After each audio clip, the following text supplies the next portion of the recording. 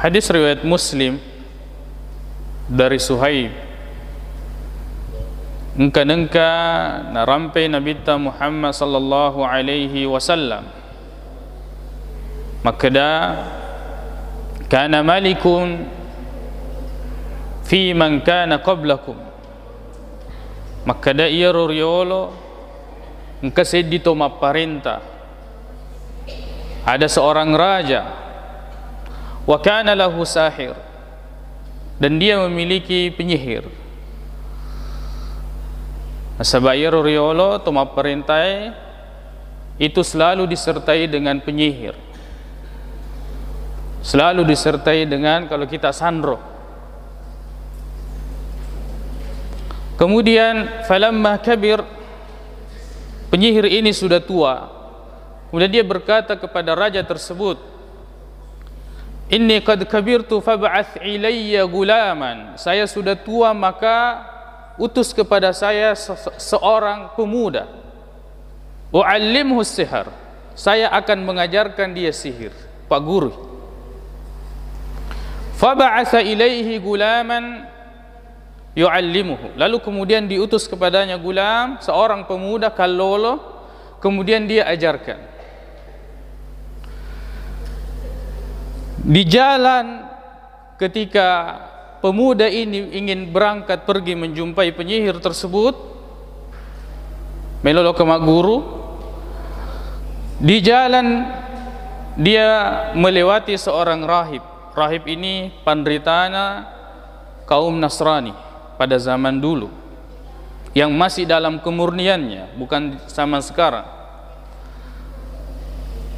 Kemudian dia faqa'ada ilaihi, duduk, fasami'a kalamahu, dia mendengarkan apa yang diucapkan oleh pendeta tersebut, fa'ajabahu, kemudian dia ta'ajub mendengarkan apa yang disampaikan. Dan seperti itulah ketika kalamullah Al-Quran disampaikan, maka itu akan memberikan pengaruh yang sangat besar yang tidak dimiliki oleh perkataan manusia. Itulah mu'jizat, kemampuan dari kalamullah, perkataan Allah subhanahu wa ta'ala, terutama Al-Quran.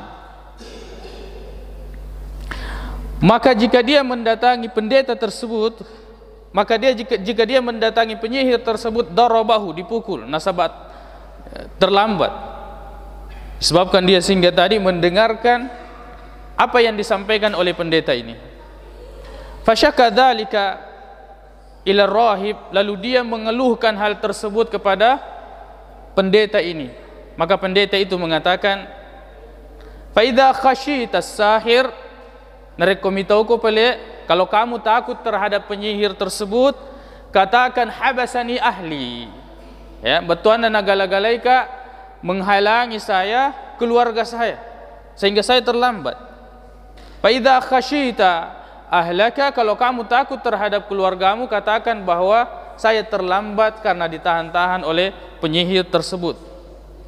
Fa bainama huwa kadzalik, sementara seperti itu, engkana sewawattu,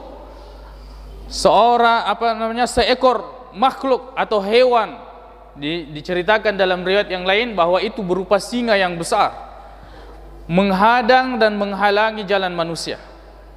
Kemudian ya rokaloloe, pemuda itu mengatakan, ya nawi as-soy, hari ini saya akan buktikan as-sahiru afdal, apakah penyihir itu lebih afdal, lebih tinggi kedudukannya, amir rahibu afdal, ataukah pendeta itu yang lebih tinggi kedudukannya.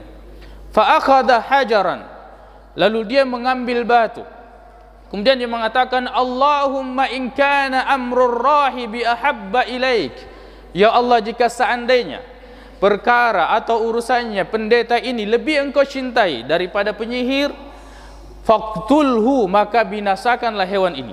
Faramahu faqatalahu, si senarempe ini dia lempar hewan tersebut dengan batu, kemudian hewan tersebut mati. Ketemu dia dengan rahib pendeta ini, lalu dia ceritakan, fa akhbarahu, dia ceritakan, maka rahib ini mengatakan, hari ini kamu lebih mulia, lebih utama daripada saya. Ingat, fa innaka satubtala, Suatu waktu kamu akan diuji. Jika seandainya hari itu tiba, fala tadulla alayya, jangan engkau memberitahukan tentang perkara saya, maka dia apa guruku. Wal gulamu kana yubri'ul akma wal abras. Maka ia kalau memiliki kelebihan yang diberikan oleh Allah, bisa menyembuhkan orang tuli, bisa menyembuhkan orang buta, wa yudawin nasa min sa'ir al-adwa, dan bisa mengobati semua penyakit manusia. Sehingga terdengar oleh penasihat raja, dan keadaan penasihat raja ini buta. Buta, tidak bisa melihat. Fa'atahu bihadaya katsira, dia banyak membawa hadiah kepada pemuda ini. Kemudian dia mengatakan, ma hahuna illa laka ajma'. Betul nak, semua ini saya kumpulkan untukmu. Fa in anta syafaitani, jika engkau telah menyembuhkan saya. Apa kata pemuda ini? Saya tidak pernah menyembuhkan seorang pun. Bukan saya yang menyembuhkan. Innama yashfillah, yang menyembuhkan itu adalah Allah subhanahu wa ta'ala. Fa in amanta billah da'autullaha syafak. Kalau kamu beriman kepada Allah, metapa keluar Allah subhanahu wa ta'ala, merela duaka, kemudian Allah akan menyembuhkanmu. Fa'amana billah fasyafahullah. Lalu dia beriman kepada Allah, dan Allah subhanahu wa ta'ala menyembuhkannya. Maka sudah sembuh, ketemu dengan raja, orang yang memerintah ini.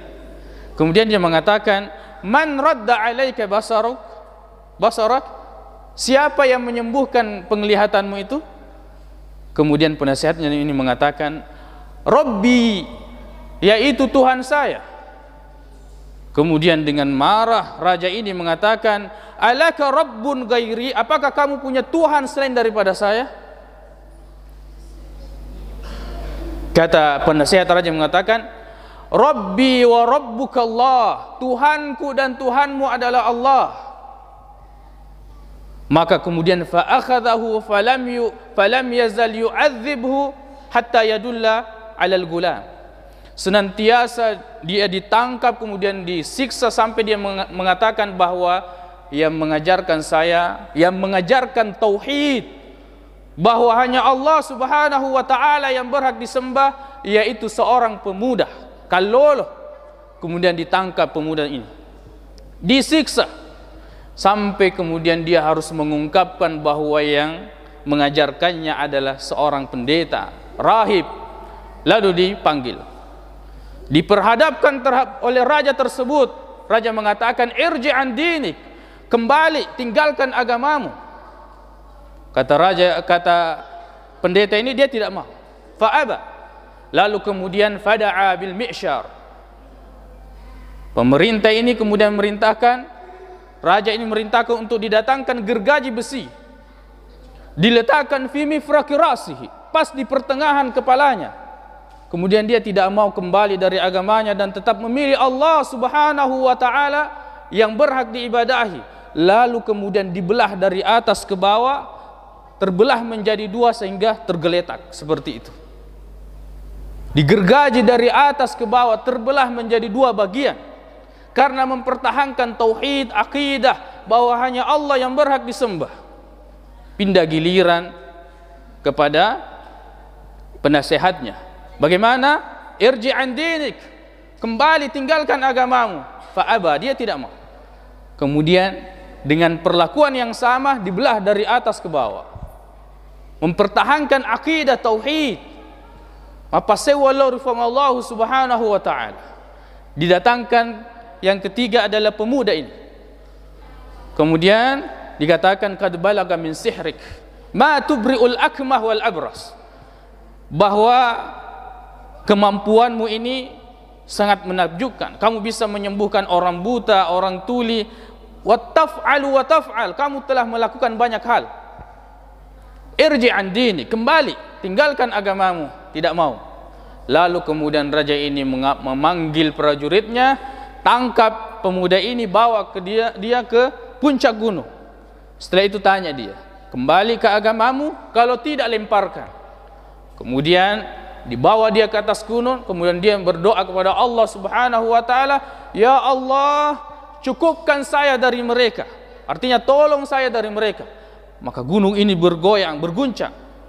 Lalu kemudian menjatuhkan orang-orang yang menangkap tadi. Lalu pemuda ini kembali kepada raja. Dia mengatakan, ma yaf'alu ashabuk? Apa yang dilakukan oleh orang-orang yang tadi menangkapmu? Dia mengatakan, Allah Subhanahu wa taala menolong saya dari mereka. Lalu panggil lagi prajuritnya, kemudian ditangkap, dibawa ke laut, menaiki perahu. Tanya dia, kembali dari agamamu? Jika tidak, maka buang dia di tengah laut, tenggelamkan dia. Kemudian diantar dia ke tengah laut, dan kembali dia berdoa kepada Allah Subhanahu wa taala, cukupkan kami dari mereka ya Allah. Lalu kemudian Allah Subhanahu wa taala menenggelamkan mereka dan menyisahkan pemuda ini. Kembali dia ketemu dengan raja. Kembali dia ketemu dengan raja. Kemudian raja heran, apa yang terjadi? Lalu kemudian pemuda ini mengatakan, tidak perlu repot. Kalau kamu ingin membunuh saya, dengan cara saya, dengan anak panah saya, dan ucapkan seperti apa yang saya ajarkan, bahwa demi Allah, Tuhannya pemuda ini. Lalu kamu lepaskan anak panah tersebut dan mengenai saya, saat itu saya akan mati. Kumpulkan semua manusia, kemudian digantung di pohon kurma, kemudian dia mengambil dari anak panah pemuda ini, kemudian dia membidik, kemudian mengucapkan dengan nama Allah Tuhannya pemuda ini, didengarkan oleh semua orang pada saat itu. Dia lepaskan anak panahnya pas mengenai pemuda tersebut dan meninggal dunia. Maka orang-orang pada saat itu mengatakan, amanna bi rabbil gulam, kami beriman kepada Tuhannya pemuda ini. Lalu kemudian berita ini sampai bahwa apa yang dikhawatirkan oleh raja ini terjadi. Mengkhawatirkan bahwa orang-orang akan beriman, dan akhirnya mereka beriman. Dan akhirnya mereka beriman kepada Allah Subhanahu wa taala. Lalu kemudian raja ini dengan marahnya dia mengatakan, gali parit, kemudian isi dengan kayu bakar, lemparkan semua orang yang beriman jika dia tidak ingin keluar dari agamanya. Dilakukan oleh semua dan dilemparkan orang-orang beriman pada saat itu. Kemudian tersisa satu orang ibu.